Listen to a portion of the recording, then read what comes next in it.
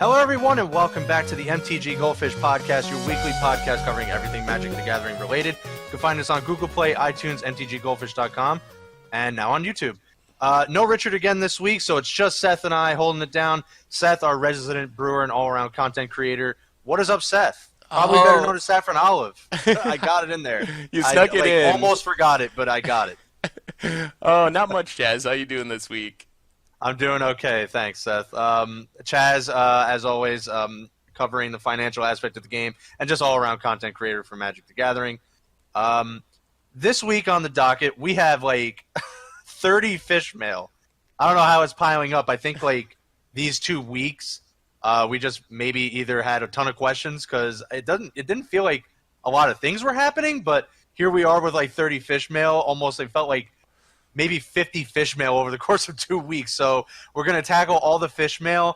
And then, when things start ramping back up a little bit, we have a Pro Tour next week.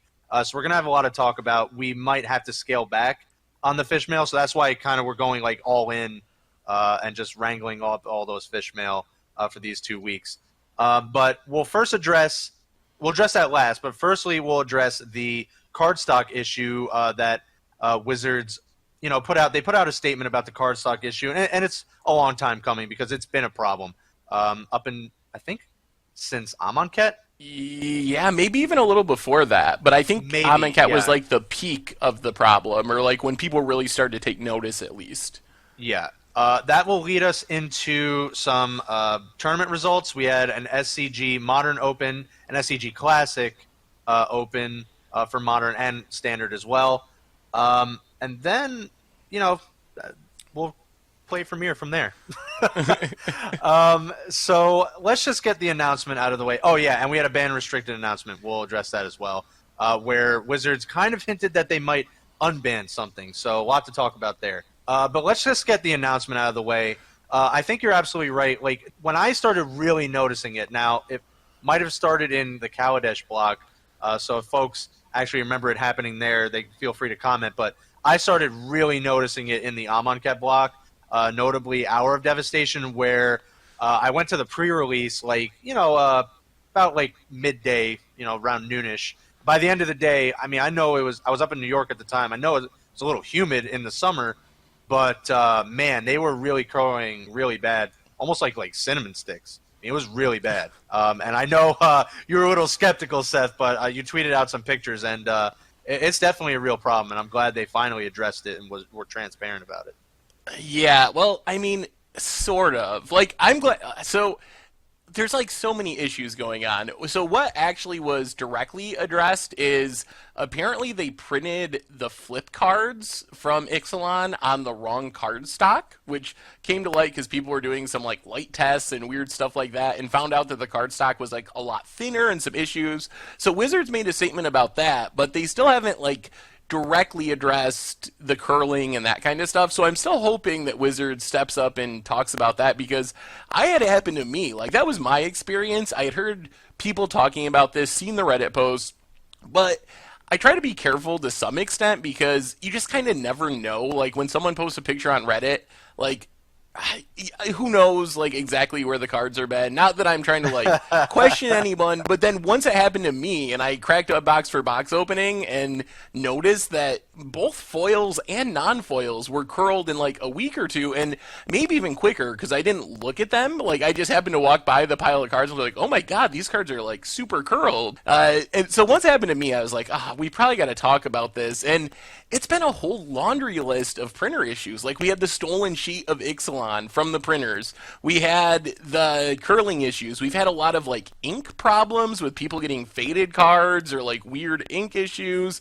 We had the misprinting of the double face cards from Ixalan. So I don't even know. Like, it's so many things going wrong with the printers. So I hope that Wizard steps up on it. The professor made a video about it this week and made a really good point that if you're like a company built around making trading cards, you're kind of only as good as the quality of your product. Like, that's if there's one thing you don't want to mess up as a trading card company, it's the actual trading cards that you're trying to sell. So hopefully Wizards take some steps to fix it. Yeah, I think this was the step in the right direction, at least addressing something, because while they didn't go right out and say that they've been having problems, I think they've pretty much alluded to it in the past that they've tried a few things, even earlier than that. I mean, we're going back to like the Masters sets that they, were trying to do things in the past, and I just wish they were a little more transparent more recently. I mean, like I said, I think this is just a step in the right direction, but this is an issue that really needs to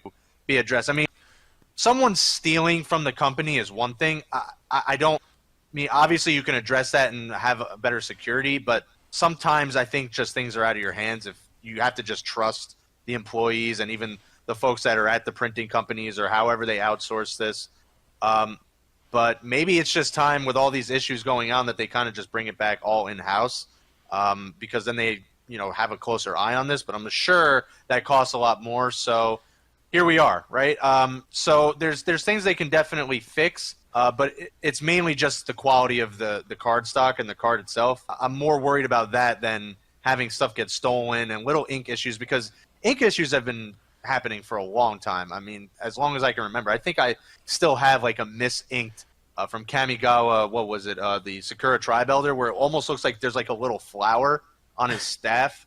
And it's like really weird, and I always kept it. I'm like, that's actually like really cool. And it wasn't drawn on there. It was like just this weird ink blotch. So that's been happening for a long time. Yeah. I think from what we've heard that this isn't happening in Europe, the curling issue. And apparently the way cards are printed, they have a printer in Belgium that prints the cards that go to the European stores and the European players. So it's apparently mostly an issue with a specific printer that they have that's printing most of the U.S. cards or all of the U.S. cards.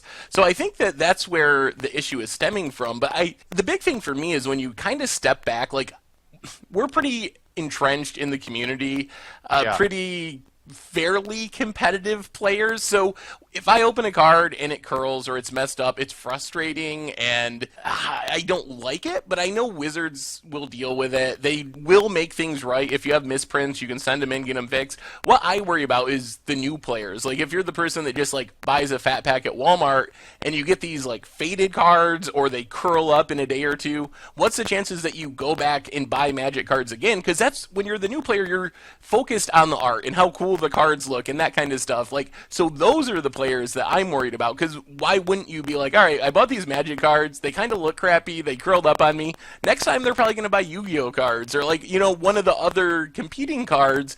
If you're in that stage where you're just kind of casual, you want these cool artworks and these, fun different cards. So that's what I'm really worried about, is that Wizards is going to lose those people and they won't keep coming back if this isn't solved pretty quickly. Yeah, I agree. I mean, I still have all like the old Pokemon cards I've had since I was like a kid in a binder, and I'll take them out. Like I think they've always had a different foiling process, so even the foils have never curled.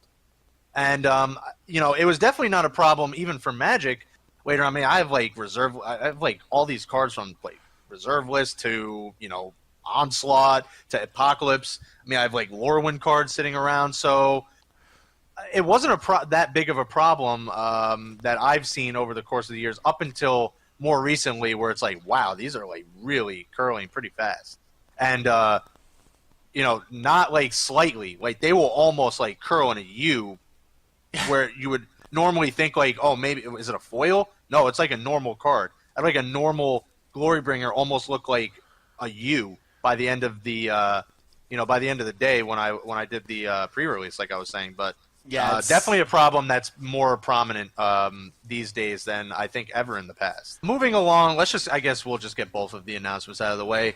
No bans for the ban and restricted announcement on the 17th, but they did allude to that they may start looking at unbanning something from the list. Either, I don't know, maybe they alluded to one or multiple after Pro Tour Rivals of Ixalan. So yeah, I mean, as far as cards that could be unbanned, I'm personally kind of on the side where I would like to see Jace unbanned as like a trial period almost, kind of like Gary Grave Troll, where it was unbanned, it was too good, it was banned again, because I'm just not sure with Primeval Titans on turn 4, Storm Kills on turn 3, Huge Death Shadows on turn 3, like, is Jace even that good? We haven't really seen a draw-go control deck be successful in the format, so I'm not sure that Jace would even be that powerful in Modern. I'm definitely accepting the fact that maybe it would be a bad thing, but I think it could be worth trying. And it's kind of the same with Stoneforge. Like, I just don't know how scared I am of a turn 3 Batter Skull in our current Modern format. So, I don't know. Those are the cards I'm mostly looking at would be possible.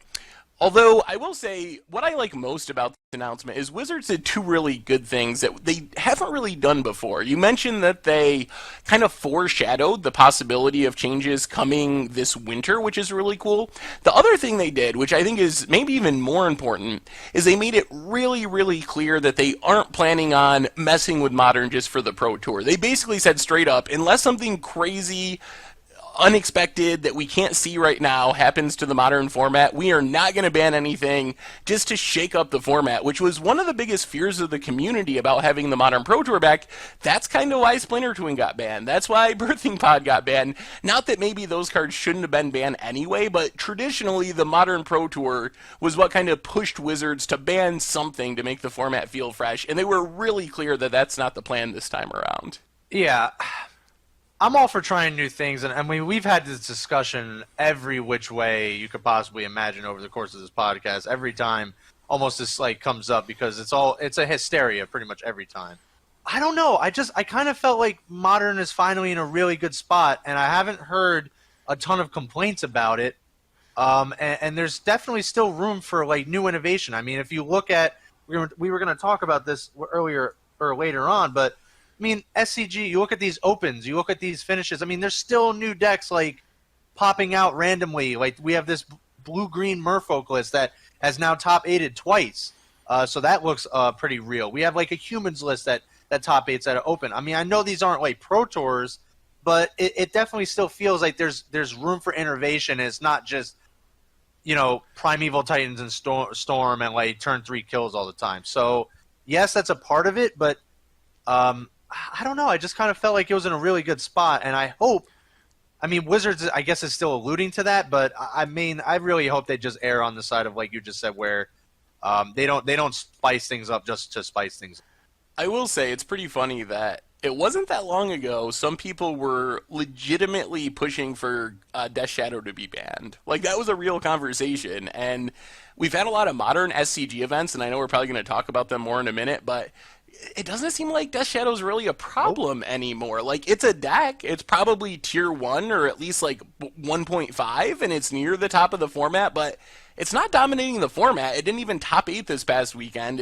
So I don't know. It kind of goes to show that in some ways Modern, I think, is getting to the point of Legacy where there's enough cards that it's self-correcting and new things can pop up, but then the card pool is big enough that a deck can figure out how to be a huge Death Shadow.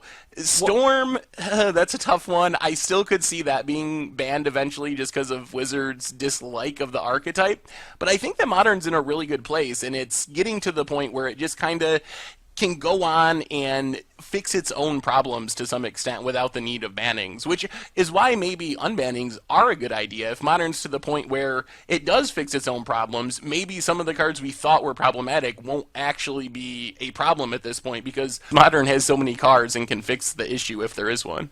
Yeah, I still, I guess I'm on the side where, well, if they're safe, then, I mean, it doesn't matter, right? If Modern is doing well right now, just leave everything the way it is, right? Like, don't fix what's not broken. And it just, Modern is becoming sort of this legacy meta where it's cyclical, right? Like, something will happen, like a card is printed, or some card reemerges, like Death Shadow, right? Like, it's been in Modern for how long? It's been in Modern since its inception. Only just recently got good, right? Because a lot of different things had to happen. Everyone starts calling for bans, and then there's this segment of the community that's really devoted to Modern says, like, well, you need to wait. There's definitely ways to combat this. And, Death Shadow rolled along for a little while, and what happens? I mean, it's the same thing. The format will correct itself, and now we barely see, like, Death Shadow. I'm with you. I think, like, maybe Storm can still be kept under wraps just because that, like, no one wants that deck to be good, not even Wizards. So anytime it even blips on the radar, they should probably do something. But other than that, like this format's great, right? Like we're seeing new innovation all the time. Every time something new happens, like people are so eager to like ban or unban something. Like why don't you just leave it the way it is? It obviously can correct itself and just leave it be. I mean, new cards come in all the time from new sets, and something gets shaken up that way. Why don't we just leave the cards that are on the list just the way they are? Yeah, I mean, really, in some ways, this weekend's tournament was a really great example of what you're talking about. I mean, it was a 5-color human stack featuring Kitesail Freebooter as one of the key cards in the deck, one of the new Ixalan editions that not only won the tournament, but I think the person that played it, Colin Mullins, I don't think they lost all weekend. I think they were like 14-0-1 in the Swiss, and then cruised through the top 8. So we're seeing Blue-Green Merfolk came in 3rd place, another new deck. So we're seeing new stuff happen, and I don't know. I'm with you. I think that Modern's in a pretty good place, while I kind of like the unbanning idea just because I'm an advocate for a small a ban list as possible. I think is a good thing to have more cards unbanned. I can see your point that Modern's in a good place, and maybe it makes sense just not to mess with it right now. Yeah, it's just for me like new things are coming with each set. You have the freebooter. You had Vizier of Remedies. You know that sparked a whole nother archetype. Like it is. Yeah, it's pretty much a new archetype, a new twist on something that was already there, but it's like kind of evolved into this counters company list, which seems pretty awesome. I think it got another top 8 finish this weekend. So I feel like injecting new cards that way is a lot better than just trying to unban something just to, I don't know, unban it and make, some portion of the community happy or to see something come back. Like they're on there for a reason, and I think they can stay there and just have new cards come in and shake up the format that way. I don't know. I like Modern where it is, so I wouldn't really want to mess with it too much. Well, I definitely agree with you that Modern's in a good place. I think I'm a little more on board than you are with trying out some of the cards on the ban list to see what happens, but sure. I definitely agree that Modern's in a pretty healthy place, and it really has been for like a year now. I feel like we were having this conversation almost a year ago about how awesome Modern was and how the last bannings and stuff kind of made the format really good, and it seems like it has just continued on. I can't think of a time in the past since the start of 2017 where I've been like, oh man, Modern is really miserable. I haven't felt like that for 9 months now or something, which is a pretty good run, and I don't know why that's going to change heading forward. It seems like it's in a good place and will continue to be in a good place. I would just leave it the way it is and just let the Pro Tour ride that way, and I highly doubt they should change anything afterward. When was the last banning? They banned Golgari, Grave Troll, and was there something else? I can't remember now. What was the actual last banning? Was it that one? It was Grave Troll. I don't think there was anything else. It's been amazing, and up until then, it was actually pretty good. Because, even Dredge with Golgari Great Troll, as crazy as Dredge was, it did kind of fall off a little bit there, right? It kind of, emerged. It was, all over the place. People did kind of stop it for a little, kind of adapted to it for a little while, and then it went away. And Legacy Dredge, in its, fashion, it comes back when no one's really, expecting it. So I guess Wizards kind of felt well, we can't really have this, crazy deck just, looming in the weeds, this whole time. Let's just kind of undo Golgari Great Troll, because I think there was one card that really just kind of put it over the edge. It was really right when it was I felt like it was after Prized Amalgam and all that stuff. I think it was just really insane. I think it was they unbanned Grave Troll, but then also they printed Cathartic Reunion in Kaladesh, and that really Cathartic pushed Reunion. It over the top. That was it, because it kind of disappeared for a while, and then Cathartic Reunion got printed, and then it just kind of exploded, and it was all over the place, and no one could do anything about it. And it went like that for a little bit. So after that one ban where they got rid of Dredge, it's been pretty good. Even with Storm kind of hanging out, it's been okay. It's kind of strong. I think they just leave it where it is, and that's kind of my final take on it. I think if you look at Dredge, I think it is on a 2-deck list with Storm as decks that just most people are happier when those decks are not part of the format. So that would be the one thing that I would be okay with being banned. I know some people love Storm, but it doesn't. It just does not lead to funness. You have to dedicate, like Dredge, a lot of sideboard slots to it if you want to beat it. So I don't know. I think I would still be fine with the Storm card getting banned, just because it's one of those mistake mechanics where Magic, like, if Wizards was making the Magic now, we would not have Dredge and we would not have Storm. They are just mechanics they would not make with the benefit of hindsight. So yeah. We kind of talked about it a little bit, the standard open finishes and the classic finishes, but let's just go through it real quick. Collins Mullen took down the open with a 5-color humans list, and I re-looked at this list, Seth. You know, I totally and I love this card. I think everyone on the cast kind of loved this card while I was in standard, but I totally forgot Mantis Rider was a human. So it was good to see the return of Mantis Rider. Kitesail Freebooter, obviously like the MVP of the deck. And like this deck looked like a ton of fun. And I think between Ancient Ziggurat, Cavern of Souls, and now Unclaimed Territory, tribal lists, especially like humans, blue-green merfolk, and all that stuff, seem like in a really good spot. Like this blue-green merfolk list definitely popped back up. I think it was a little bit different than last week, but this deck definitely seems real. yeah, I think it's fairly close to where it was last week, but yeah, I mean, we're seeing more success from the blue-green builds than the mono-blue builds, so maybe that's just like where Merfolk is at now. Maybe it's a blue-green deck.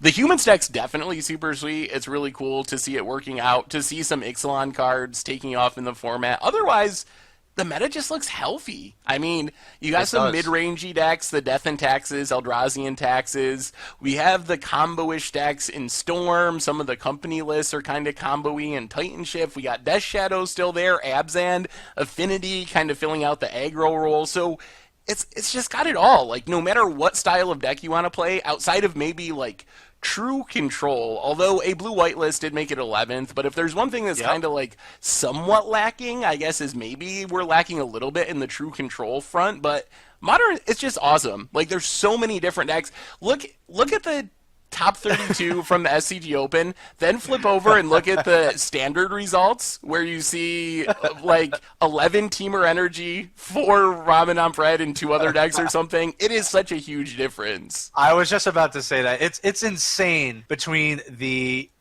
Open and even the Modern Classic. Like, eyeball it. We have, you know, on each page there's 16 on one and 25 listings on the SCG site.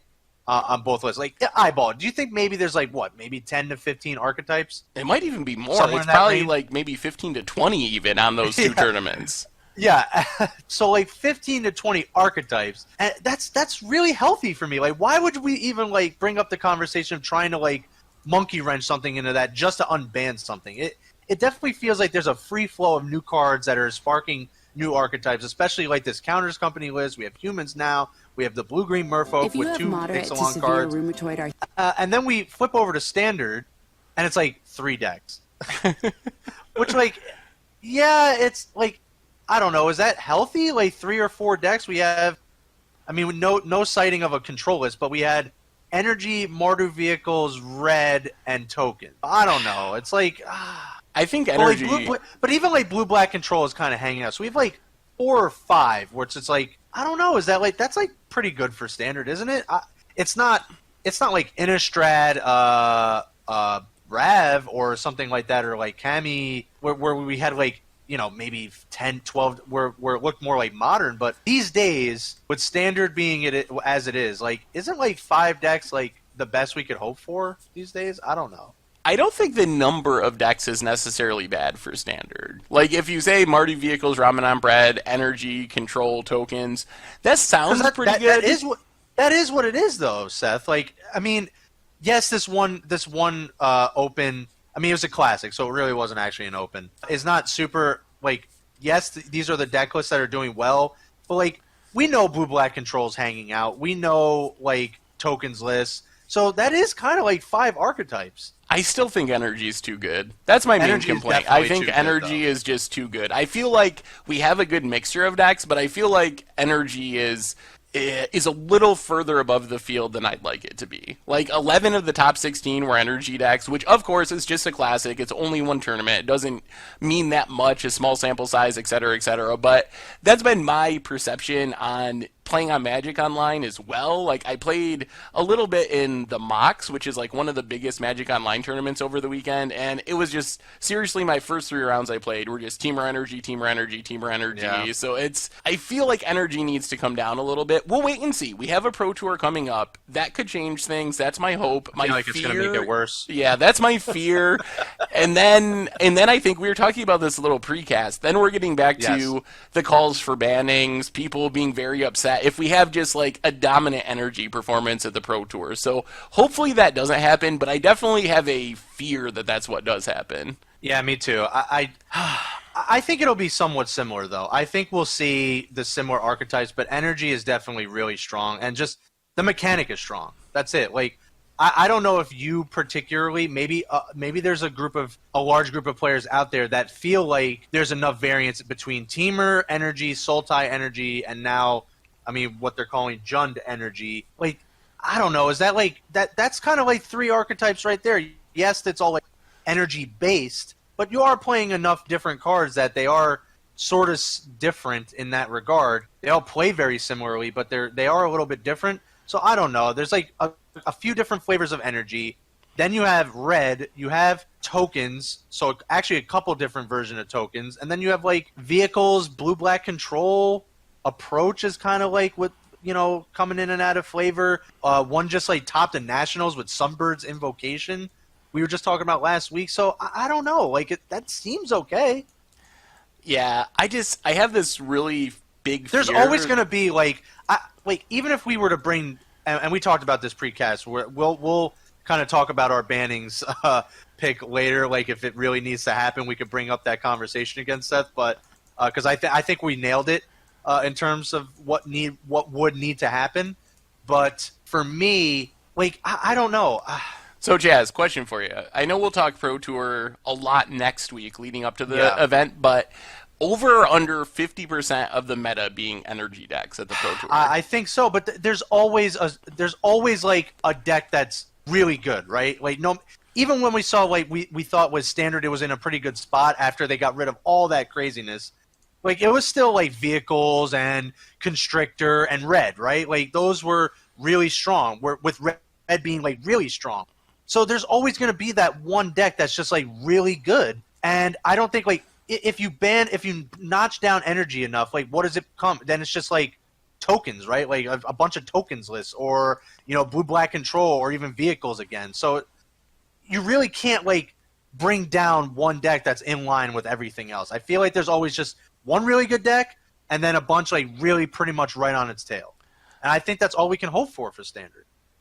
Well, I mean, I guess that's kind of like what I'm hoping for. What I'm afraid of is we don't even have decks on Energy's tail when we come out of the Pro Tour. My fear is we have like this 75% of pros or something just absurd are like, Energy's the best deck. There's no, like some metagame where it's like 70% Energy, 20% Ramadan bread, and then like one crazy team that plays tokens or something. And that's my fear. I hope that doesn't happen, but that's like the nightmare scenario, I think. And that's, if we have like, right now on the Goldfish metagame page, it's at like 25% Teamer Energy, and then the other energy decks are smaller, so it actually looks fairly healthy. Part of that is probably because Wizards' curating of the Magic Online list, so it's hard to get a really good sense of the Magic Online meta. But that's what I'm afraid of. Like, with Wizards cutting back on Moto data, all we really get as far as really good in-depth data is the Pro Tour. So people are going to put a lot of weight behind the metagame at the Pro Tour. It was easy to write off Worlds as being like an outlier with a really unique format. But if we have that meta at the Pro Tour, people are going to freak, I think. And that's going to be the issue, is more like community perception is what will drive the conversation than maybe the actual reality of the situation. Yeah, we'll go into it in more depth, especially if it does look like that after. But really quickly, we did talk about like if something needs to happen, I think you have to take out Hub and Attune with Aether. I think, because not to go on a huge tirade, but how do you not, like, when you sit down for decks, and I think that's where a lot of pros are going to be. So I kind of feel like there will be a big chunk of energy there. Like, I don't think there's anywhere around it. Like, how do you not start out with like Attune, Aether Hub, Harness Lightning, and like Cub, Refiner, like once you go with the base of like hub, attune, harness lightning, like how do you not want to just like play all those cards over anything else? Like, well, if I'm playing attune and aether hub, I can pretty much play anything. So, I need energy payout. So Cub, Refiner, Servant, Whirler Virtuoso, and Hydra like all have to go in. And I want to like splash for something really crazy. So why not like the Scarab God and stuff like that? Yeah. So I don't know. I think you need to nab hub and attune, but we'll talk about it. We'll go into like we'll get Richard's take on it too. Yeah. I think you have to get both. I am in agreement with you, but like we talked about earlier, I'm keeping my fingers crossed that the Pro Tour is going to surprise us with how amazing it is, and it's not actually an issue, and then this whole conversation doesn't even need to happen. But if it goes the bad direction that we're hoping it doesn't go, I do agree that those are probably the best targets, as weird as it sounds. But that's probably a conversation for after the Pro Tour to really go in depth on it, like you said. All right, Seth, we have a ton of fish mail. So every week, folks, you can send us fish mail at the hashtag MTG Fishmail. That's really the best way we can see it is on Twitter with the hashtag. Like I said, there's a lot. We're going to get through it as quickly as we can, and we might have to scale back in the coming weeks when there's a lot to talk about. But here we go, Seth. Tyler, or at Vicious or something, heard rumors of Wizards talking about Splinter Twin getting unbanned. Death Shadow is too fast. Any thoughts on it? Well, we kind of talked about that earlier in the cast. I do think like the 4 cards that pretty much always rise to the top are Jace, Stoneforge, Bloodbraid, and Splinter Twin. How safe they are, I don't know, but I kind of just like the status quo of Mono. I don't think Splitter Twin should have been banned to begin with, but I'm also not on board necessarily with it being unbanned now. So that might sound like a contradictory position, but that's where I'm at as far as Splinter Twin being unbanned. Like it shouldn't have happened, but now that it did, it's like you know what? Yeah, and I just kind of leave it on there. And I don't think Death Shadow is really a problem. Like I think that was blown out of proportion. The format has adjusted, so I'm not too concerned about Death Shadow. Fair enough. Anthony Castillo at Orliev31. Do you play MTG Puzzle Quest? Are any of you part of the MTG Goldfish Coalition? So I don't know what that is. There was an image along with this showing, I guess it's like the leaderboard of like the clans or coalitions or whatever they're called, and the top one was MTG Goldfish was the name of it. So apparently there's a group of people that play under that clan name. I am not. I have never played Puzzle Quest, but it's really cool that Goldfish is doing well. At Alexander Glaves, I think Kari Zev and the Skyship Raiders is actually the best band name. That actually sounds pretty cool. Yeah, it sounds like It's a little long. It's a little long, though. I don't know. That's like a mouthful. But it is pretty cool. That is pretty sweet. And they could dress like pirates. Eye patches and stuff, yeah. Yeah. At Desi_Nohei, which Eternal Legacy vintage card would you want to see made legal in Modern? Counterspell, Necropotence, Upheaval. Oh, you almost did it. You almost did it. I almost did it. I caught myself, though. You did. That was very good. I caught myself, though. Yeah. It sounds like... I think it sounds a little cooler like that. I don't know. Like Necropotence, like... Yeah. Your pronunciation does sound cool. It's incorrect, but it does sound cool. Yeah. It sounds like I don't know, like otherworldly. Apparently, there was actually a comment on the... we'll answer the question in a second, but there's a comment on last week's episode that it was actually really funny. Someone said it's funny hearing you correct me on pronunciation. I think I really botched something last week. But yeah, let's go with something really crazy. I want like survival, something like really nuts. I don't even think that's legal in Legacy anymore. It was so busted. It's not. It's actually. Oh, okay. Oh, it's not even legal in Legacy. So let's go with something. I don't know. I mean, they did say vintage, and it is legal in vintage, I think. So I think you're good. Yeah. It probably does count. I'm gonna say Wasteland. I love destroying lands. I don't know if that would actually make the format more fun. It probably wouldn't, but I would have fun blowing up everyone's land. Just play Crucible World, Sun Titans, Wasteland lock people. Sounds sweet. Yeah, that would be pretty insane. If anything else, I mean, there's like problem is like there's a lot of combo cards, so I don't really. All right. At Warlord, Seth, I'm starting to think that whenever you say small Japanese tournament, you're just posting your fever dream deck. They're real. They are real decks from real tournaments. I'm not dreaming them, although most of them are pretty sweet. He's not dreaming of them, but we do pull from like very similar places.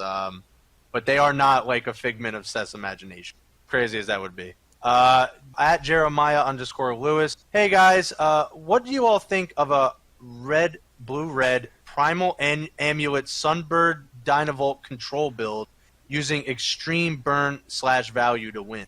I don't know. That seems pretty wild. Yeah, that's got a lot of sweet cards in it. That's a lot of sweetness packed into one deck list. So maybe let's see if we can put something together. Against odds. That sounds like an against odds. Primal Amulet, Sunbird's Invocation, and Dynavolt Tower. Yeah. Can you even that's a lot. I don't know. I think what you risk is a lot of those things want you to play instants and sorceries, and it's hard to play a whole bunch of Primal Amulet, payoffs for playing instant and sorceries, because then you still need room to play the actual spells to trigger your Amulet and Dynavolt Towers, so that's a challenge. What if we do let's go even one step more crazy. Primal Amulet, Imminent Doom, Sunbird's Invocation, Dynavolt Tower, just all spells. 35 spells and 24 of 25 land. I like it. I say we try it. At Nazir Smith, a question for Richard when he gets back. Can you add a page onto the site that covers the ban list of each form? Oh, I think that would actually be pretty helpful. At Schlink Lincoln, I pulled a Scarab God, but is very off-center. Is it worth more or less? What are the values of off-center and or miscuts? So in my, experience of this, the market is very small for this kind of stuff, but it is there. But you really just have to kind of happen upon someone that wants something like that. I don't think they'll value it too much more, but they probably will value it more. Yeah, I think that's the challenge, is finding someone who wants it, because a lot of people just want to play with the card. Most people want Scarab God so they can put it in their Team or Energy deck or whatever. So you got to find someone that actually collects that stuff. But if you can find the right person, you might be able to get a bit more than the normal price. At Prophet of Kaltor, why hasn't Solemnity slowed down the Team or Energy deck's popularity? Is Solemnity too slow or vulnerable? I think it's just a tad too slow. Yeah, I agree. The problem is that they're still pretty decent creatures for their cost. So while you're taking a turn to play Solemnity, they still have Rogue Refiner is still a 3/2, Bristling Hydra still a 4/3. So they're all still pretty decent. It's almost exactly the problem we had with Aetherworks Marvel. You could bring in a ton of sideboard stuff to beat Marvel, but then your opponent just beats you down with Glorybringers and Rogue Refiners and Bristling Hydras, and you're so you kind of have the same thing. You bring in Solemnities, take a turn off to cast them. You are going to shut down this crazy, make a ton of tokens with Whirler Virtuoso or whatever, but your opponent still has good stuff, and they punish you for taking that turn off with Solemnity by just beating you down with creatures that are pretty good even without the energy payoff. Yep. At Fred Maldonado 8, I'm probably messing that up. Any thoughts on blue-black pirates with arcane adaptation?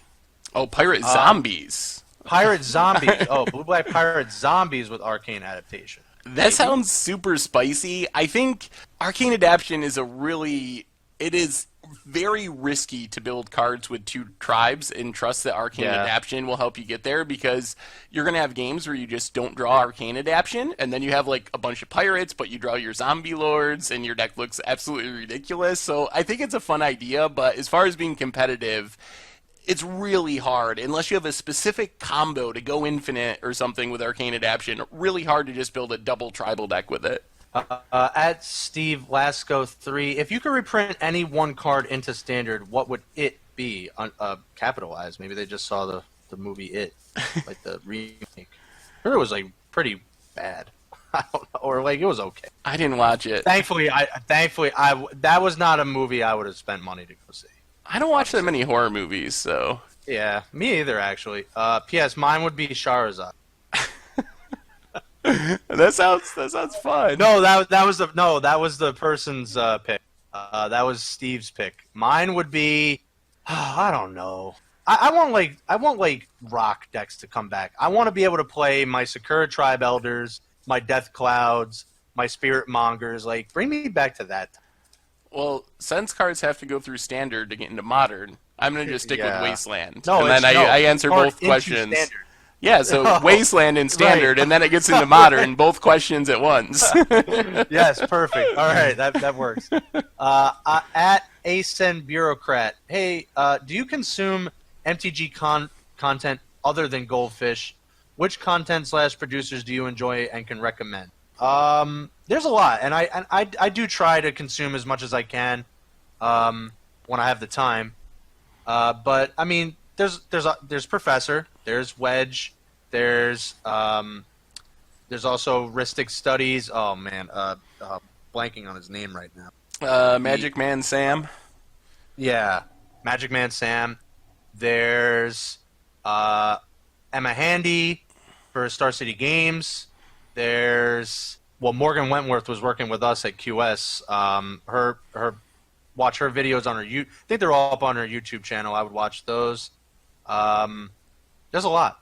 Yeah, Jake and Joel are Magic. I try to like find and promote other like smaller content producers because I think a lot of them, they put in a lot of good time as well. And I've had conversations, and they put in a lot of time and effort, and they should kind of be propped up a little bit more too. They don't always get the recognition on like Blake's daily update, and I know he tries to do his best to put them all up there, but there's a lot like lower or I guess less known YouTube channels and writers and such that don't always get as featured, and they should be. So I try to find those as well.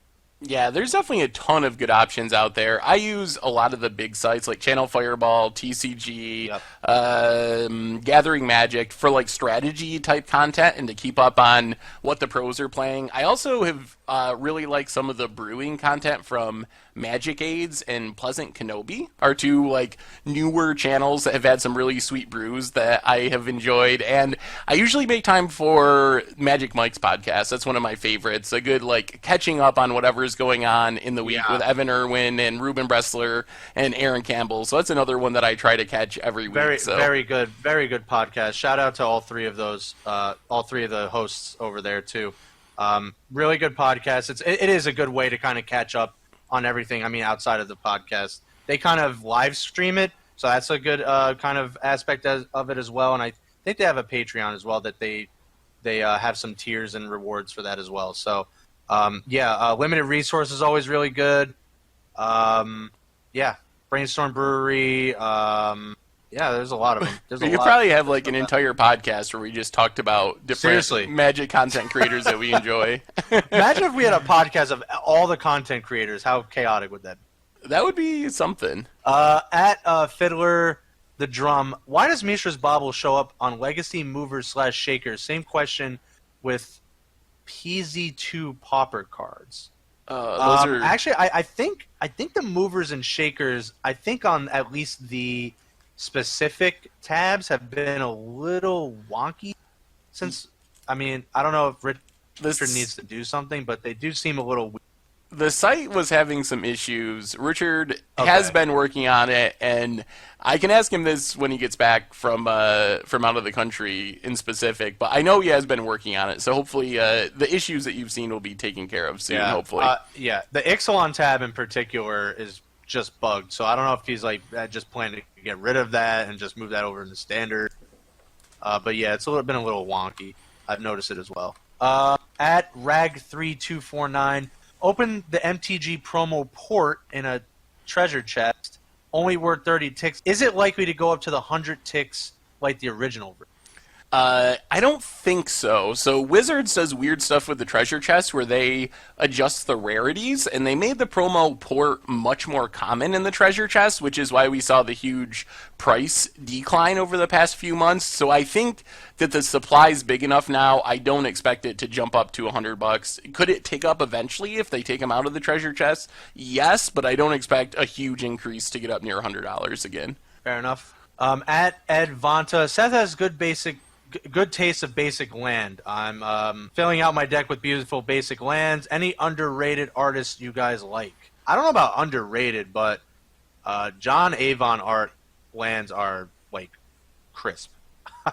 I loved all his Onslaught lands, especially forests, because I love green. But I always kind of revert back to the Onslaught and Odyssey lands for some reason. I really love those basic lands. Yeah, I'm not very good at knowing artists, but I know lands that I like. Another one I'd mention is Mirage. Mirage are some of my favorite basic lands as well. So, at Real Tap Water, I love the No Dust MTG Duels model. Granted, rare's capped at 2, but I hate opening 20 of the same common. Thoughts? so apparently the duels model, if you're not familiar, is you basically just can't trade cards, so you just gotta hope you open the cards that you need, but Okay. they make it so you can't open more of a card than you need. So if you only need 2 of each Okay. rare, which was their format, if once you have 2 of a rare, you will never open one in a pack again. Apparently, is how my understanding of how it works. So Okay. I have a hard time seeing how that model works when you don't have the card restriction. Because duels was Right. 1 mythic, 2 rares, 3 uncommons, 4 commons, something like that.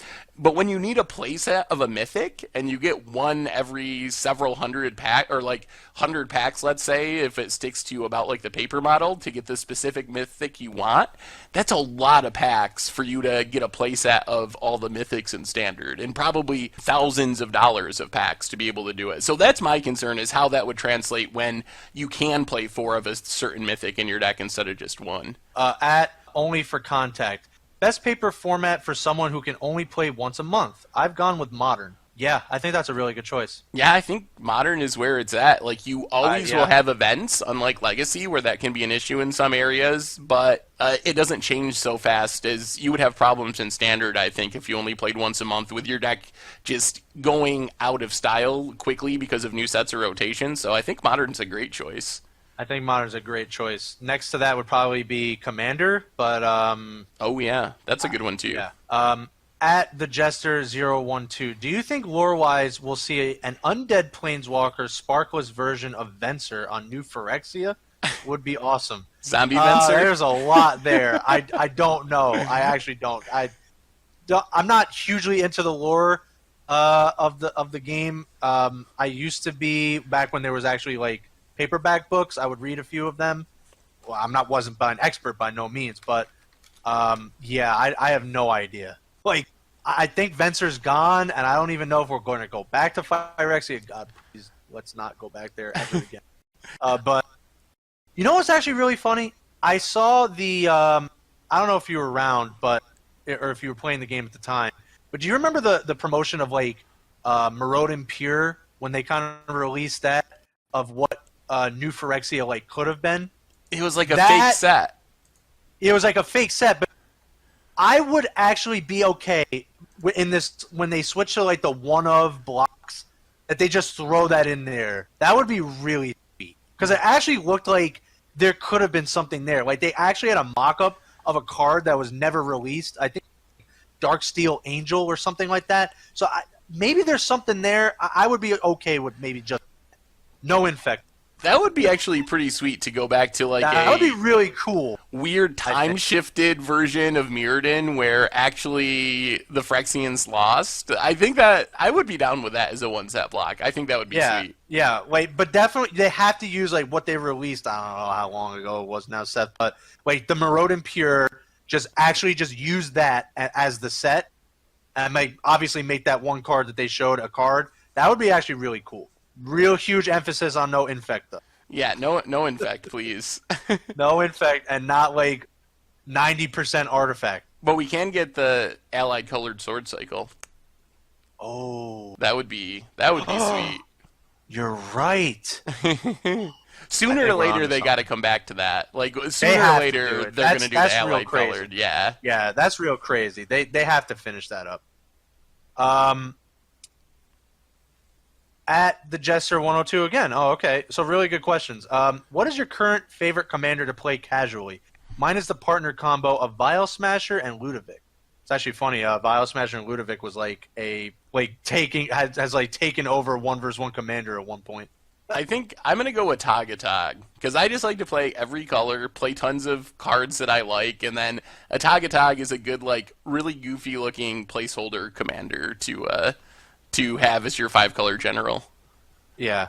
Actually, one that I've been starting to build and is actually really fun. I'm sure it's not maybe as fun for everyone else, but I love Saskia. Just the fact that everything has like double damage, can deal double damage is pretty crazy. And I get to play normally awful cards like Woolly Thoctor in Commander, so I'm like really cool with that. There's obviously, I think I've been replacing it with Deathgorge Scavenger now because that card's awesome too. But like when I was looking through and I was like trying to take like from other decks to kind of build this deck, and I'm like, there has to be a better 3-mana card than Woolly Thoctor, and turns out it really wasn't. It's just a 3-mana 5/4, and sometimes that's all you need. At M_hoop, what build around cards are out there in Standard that you believe are underplayed or undervalued? Ooh. Panharmonicon. Yeah, I mean, I don't undervalue it, but most people do. I'm going to go with the cycling payoffs. Drakehaven, Faith of the Devoted. Okay. Those are, I'm not saying they're going to like be tier 1 or anything, but they're really fun build around me cards that I don't see building around that much. So I'm really surprised we haven't seen like the Esper version start adopting like Drakehaven. Yeah. I think it's too hard. Like 2 for the token, isn't it? And you have to cycle. I think it's 1, but you do have to cycle, so it ends up being pretty mana intensive. Being 2. Yeah, at least 2, depending on your cycling cost. Although someone actually was saying over the weekend that it would be pretty crazy if you had like Jace, Drakehaven, Anointed Procession, like go that route for like just a blue-white tokens, like cut out the Esper. Yeah, that would be pretty crazy. That could but be I think pretty you need sweet. Stockpile no matter what. Yeah, Stockpile is like the engine that makes that deck really good at going long. Yeah.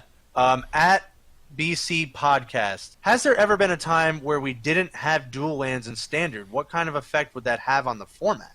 I don't think there ever was not a time. I believe there's always some amount of dual lands in the format, yes. And I think it would really... How good they are, it can be debatable, but... there's always something. Yeah, from Buddy Lands to Scryland to Shockland to... Yeah, I think there's literally always anything. I think it would really constrict the format. I think, like, maybe the mana's too good with energy, with Attune with Ether and Ether Hub, but you also don't want just all basic lands, because it's going to really force people to play essentially monocolor decks, so I think we'd get really tired of seeing just the same monocolor decks battling each other. So I think you want the mana to be good enough that you can play 2 and 3 colors, but not so good like with Jace Standard, where everyone just plays 5 colors, which we're almost like kind of close to that now with the energy decks. Not as bad as Jace era, but with Attune and Ether Hub, you can kind of go 4 colors pretty easy. All right, final stretch here. At Only Way, you keep saying Kaladesh is too powerful. How does it compare to KTK or Innistrad? Can Teamer Energy beat Abzan Siege Rhinos? I think it's all relative. I don't. Maybe Kaladesh isn't as powerful as those two, but for right now, it really overshadows the other sets, and that kind of has been starting since probably since KTK actually. Yeah, I mean it's relative, like you said, Chaz. It doesn't really matter if energy could be Abzan Siege Rhinos. I don't know if it could. Maybe. I would have to think about it. But the problem is that KTK is like an 8 out of 10 when the rest of the standard sets are like 5 out of 10s or 4 out of 10. So it's just so far in front of everything else in the standard format. At Taskmaster 1995, what card needs to be printed to help solve the energy problem? I think it was Solemnity, but it probably needed to be 2 mana. Yeah, a more aggressively costed, like 2 mana, 1 mana Solemnity. Also, like, maybe ways to just drain energy from your opponent. I don't know if there would be a way that you could, like, steal your opponent's energy, essentially, like a reverse Harness Lightning, where you soak up your opponent's energy, but... Or they literally just needed to make the Takala, like, Honor Guard a 1/4. That would have helped as well, if it dodged more removal. Because it would just dodge normal Harness Lightning. But if they really wanted to kill it, they would have to pretty much drain all of their energy that they had. Or a lot of it. Yeah. That's just the problem. Yeah. At Canadian Syntax, what are your favorite cards? Blood Moon. That is all. Green cards. A lot of them. I don't know, like Fast Bond, like a lot of overpowered green cards. Scavenging Ooze. That sounds weird to say, but I think people forget at one point that was a commander card, and it was like $25. Yeah, it was. It was really expensive. It was really crazy. At Sinfoid, will Seth auction off an Against the Odds for Desert Bus? Donate in multiples of X. Winner gets to pick card plus format. That could be cool. I'll have to look into it. It would be cool to do something along those lines, so I will research it a bit. That could be fun. At Ronin_Dark Rider, last one. What's your favorite charm? Piracy, Naya, a guild charm? Ooh. That is a good question. Man, I would have to look up like all the real old charms, because those are not all coming to me right now, like Eben Charm and there's a lot of charms Piracy. over the course of the game. I'll just stick with one of the shards ones. And I really liked Esper Charm, because I think it was like really the best one. That is the other one. Naya was okay, but I think Esper was like. I really like Esper Charm too. I'm gonna go with Zurius though. That card actually saw a decent amount of play in Standard. Really Cycle, yeah, put a creature on top, attacker on top of the deck. I think it was decent. Actually, I'm switching mine. Golgari Charm. That one was a really good one too. Ooh, actually, I also like the gotcha aspect of Rakdos Charm, where you just dome them equal. Could you imagine Rakdos Charm against tokens in our current Standard? It would be such a sweet way to kill people. It would, or take out like an really high loyalty Vraska or something like that. Yeah. That's it. That was a lot of Fishmail. Thank you everyone for sending those in. Seth, I think we're a bit over at this point. So final second thoughts. We're gonna have Richard back next week. We'll talk everything Pro Tour. Starts next weekend, so gear up. Yeah, should be interesting. Fingers crossed. It is domestic. It is domestic this time, so. Whew. Yeah, that's good news, at least for us in the U.S. We don't have any crazy time zones this time around, so. Yeah. Seth, always a pleasure. We will do this again next week. We'll have Richard back. That's going to be it for this week, so this is going to be the crew signing out. We will see you all next time.